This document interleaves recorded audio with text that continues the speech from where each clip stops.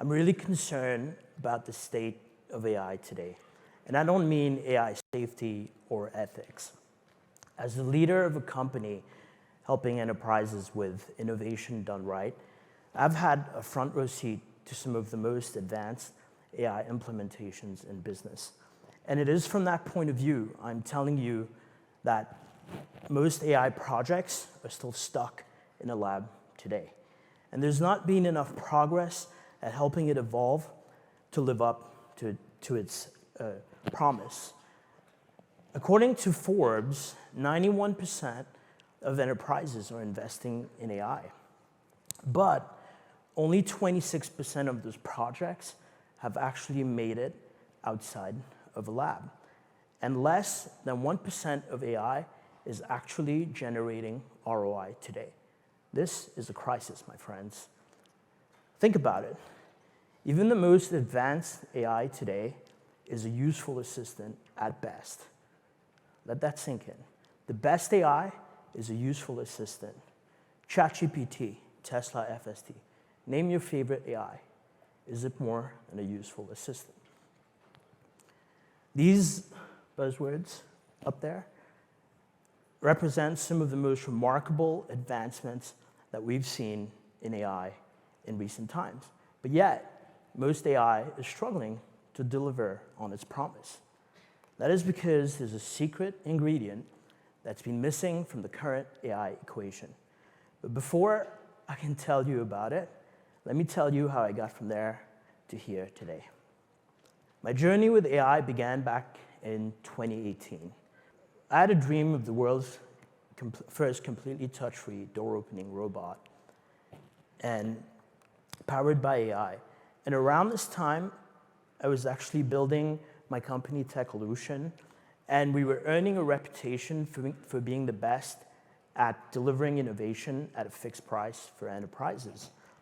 Building a small door robot with the most advanced AI on the edge with very limited compute, a semiconductor, believe it or not, actually a microprocessor, sorry, was very, very difficult. And I thought that building the hardware part of the doorbot was going to be the hardest part. But as it turns out, building the AI was even harder. And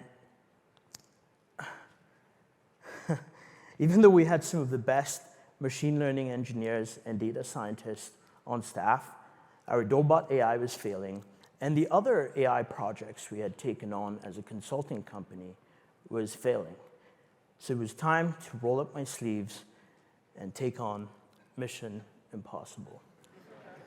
I got back to engineering after many, many years, and it was during this experience that I discovered the secret ingredient for AI.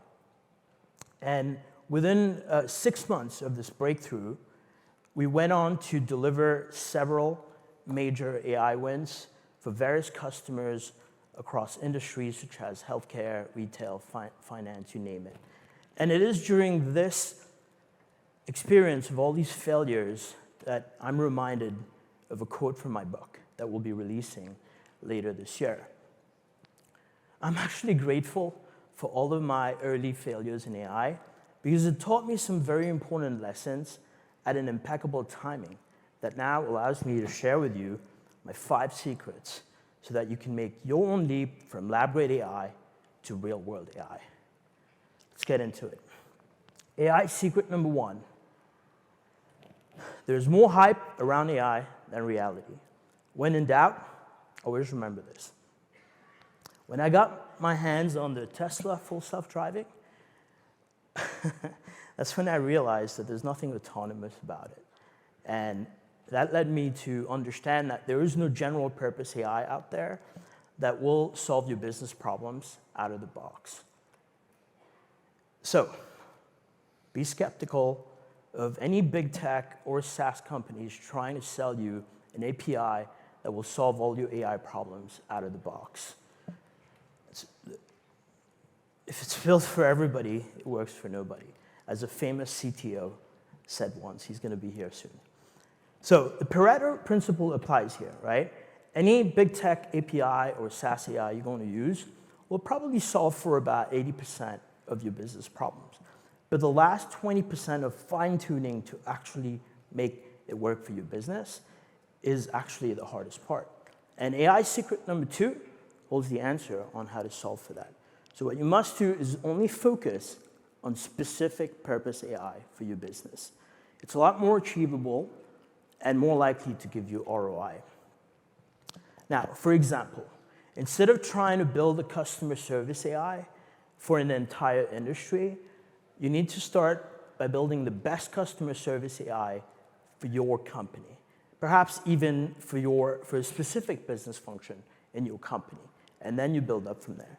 Now, before you get started with building your specific purpose AI, you need to know about AI secret number 3, and that is there are 4 categories of AI in this world. Category number 1 is lab-grade AI. It excels in the lab, but it lacks the accuracy and the consistency when deployed in the field to be useful. However, all AI must begin in a lab, and only with extensive learning, it's going to eventually make it to the second category of AI, and that's assistant-grade AI. At this point, it's a useful assistant to an expert in the field, but it can't do the job on its own yet. Assistant-grade AI is the rite of passage that all AI must go through, and only those who get this right are going to make it to where everybody wants to be with AI, and that is real-world AI. Now, your AI is performing pretty autonomously and generating profits at scale for your business, except for the occasional trip-ups. And when you get this right, we're going to get into that in a little bit, then you make it to the 4th and final category of AI, and that is autonomous grade AI. Your AI is performing as good as a domain expert on its own.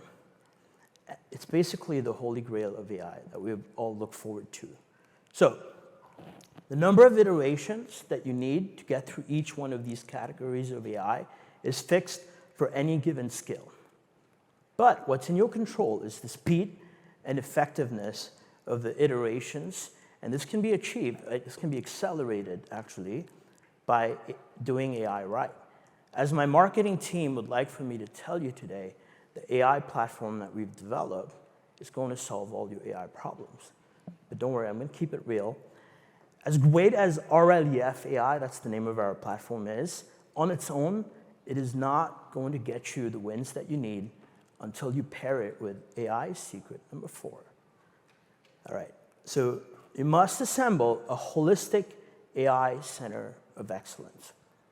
I submit to you that AI is not data science, nor AI is machine learning. Sorry, data scientists, ML engineers. While these are very important foundational skills that you're going to need to build any AI, it's not enough. So currently, most of you have data scientists and ML engineers on your team, right? Most organizations have that. But what's been missing from the current AI equation are these 4 superheroes. Okay, now we're going to dive deeper into the 6 core members that make up an AI Center of Excellence. If you want to build anything more than advanced analytics, you're going to need a product owner, equipped with the right process and the right practices. You're going to need a UX expert. We can get more into that later. And domain experts, what are those, right? We're not going to have time to go one by one in this meeting, but if you'd like to learn more about how to set up your Center of Excellence, please feel free to reach out. Now, to recap, the 4 secrets that we've covered so far are very important, but they won't be enough to deliver the win without AI secret number 5. This actually is the most important one, and it happens to be the secret ingredient, and that is RLEF. This concept was working out so well for us, and it was helping us delivering so many wins. I had to think of a term that will be easy to remember. So since I coined the term RLEF recently, Now I'm going to have to tell you what it means. Reinforcement learning with expert feedback. So who else has been talking about RLEF recently? Greg Brockman, co-founder of ChatGPT. Now, as smart as Greg is, you're probably wondering, why should you care about RLEF? To answer that, we must go back to the lab where we started. So your AI is going through extensive machine learning iterations. And just like a university student, it's going to have to pass through the rigorous lab projects based on the data sets that it's exposed to, carefully curated by your data scientists. And all of the book literature that it's been exposed to, it's going to have to learn that before it can become useful. And that can take a long, long time. And time is something you do not have anymore because the AI race is on. That's why you must get to the assistant-grade AI paired up with the right RLEF strategy as early as possible. So, how do you do this? You build a useful assistant, get it out in front of your domain experts as early as possible, and that's going to give your AI the exposure that it needs from the real-world scenarios that it would never get in the lab, no matter what you do. And because you're being useful to the domain experts who are the only one with that knowledge, in return, they'll happily correct the mistakes that your AI is going to make at this stage based on the real-world situations that it's never seen. And only when you get this useful assistant RLEF strategy right, you'll make it to where we all want to be, real-world AI. So what's happening now? Your AI is performing as good autonomously at the level as, let's say, a mid-skill employee in the field, right? But occasionally, under some advanced scenarios, it's going to trip up, and it's going to need the critical correction from the domain experts in order for it to be able to exist in the real world.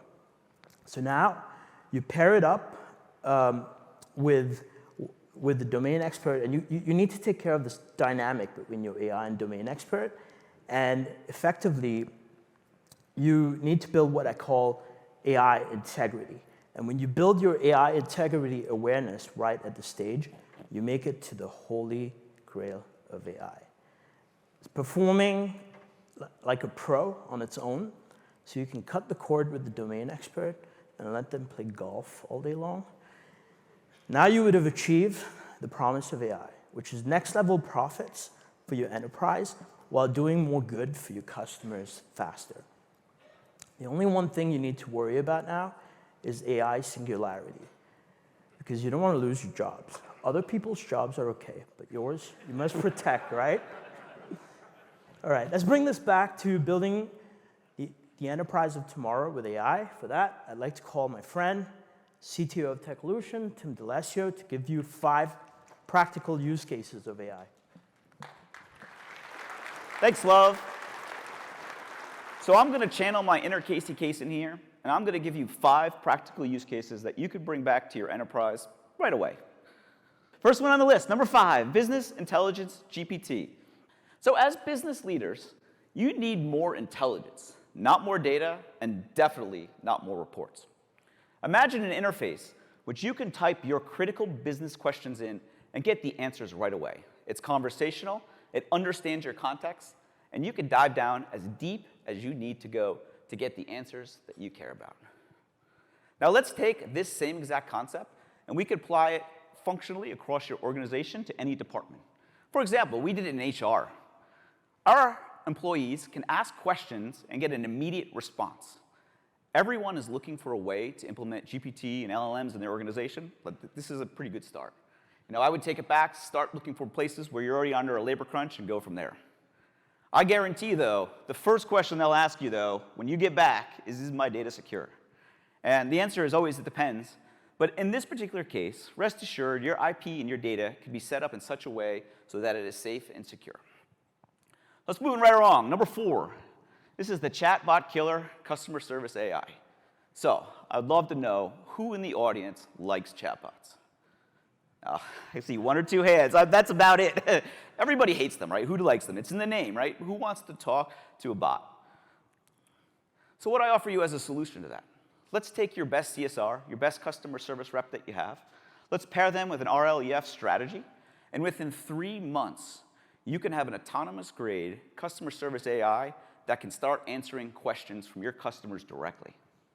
No more worrying about when people are going to quit, and no more really giving them raises. So let's move to number 3. This is physical labor AI. So physical labor AI, what does that mean? That seems crazy. So what I call physical labor AI is basically combining computer vision, ChatGPT, and robotics into a central piece. You give a camera to a robot so that it can see, can help identify items. You have a ChatGPT interface so that people can communicate with the robot, give it commands, and then the robotic arm to actually perform the functions.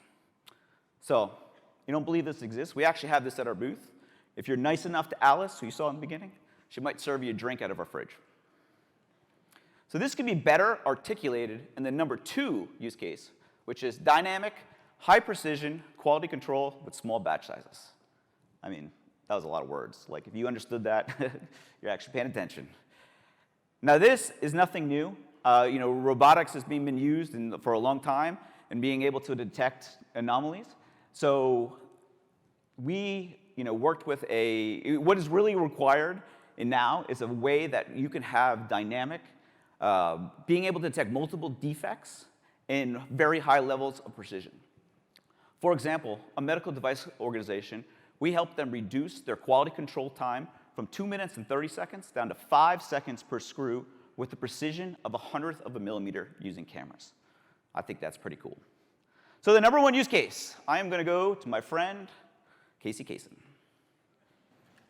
Thanks, Tim, and a warm welcome to all you groovy AI4 attendees out there. This is Casey Kasem, coming at you from the cloud. We've made it to the top of our AI countdown, coming in at number 1, Autonomous Inventory AI. And here's Tim to tell you all about it. Thanks, Casey. This is by far the biggest use case I've seen across all industries. Imagine a nurse walking into a medical closet for immediate surgery that they needed to perform, looking for, let's say, a catheter, not being able to find it. I mean, this is a real-world problem that exists. We're working on solutions that will not only tell you where the item is, but actually deliver it back to you. I know, looking at this crowd, not everybody needs a catheter, so let me give you a little bit more real-world situation here. In retail, it's not necessarily about saving lives, but potentially saving the planet and helping reduce costs at the same time. During COVID, we worked with a convenience store chain that saw a huge increase in supply chain costs, as well as labor shortages. We helped them cut spoilage by over 50% while saving the planet and reducing their overall costs. And if you don't believe me, now I would say over here's the my last customers. 8 weeks, it's really been working effectively. And looking at our spoilage percentage, and it's been cut in half, and I'm shocked by how effective it's actually been. So, I was turned from a doubter into a believer right now. So, Well, now there's only one question that remains. What happened to the doorbot? Why don't we hear from our first doorbot customer directly? Door open. Wow. Do you like the robot? Yeah, he's a friendly robot. Yeah. Why do you like him? Because he's good. And Good boy. Wow, that's priceless. In tech, fads come and go every few months. But once every few years, we get to see meaningful evolution. But only once or twice in our lifetime, we're going to see game-changing technologies. And right now, the AI party is starting to feel like 1999, when the computers and the internet was coming to the world. How many of you are old enough to remember? Yeah, awesome. Well, just like in 1999, I predict that 5 years from now, the world is going to look very different because of AI. So now that you know what to do and not do with AI, what is your next move going to be? Are you going to wait and see what happens and get disrupted? Or are you going to make your move now and be a disruptor? I suggest when you get back home, let's all roll up our sleeves and deliver on the promise of AI one sprint at a time. That's because those who get AI done right now are going to make the next level change that enterprises need. You're going to deliver the next level of success. You're going to accelerate your career.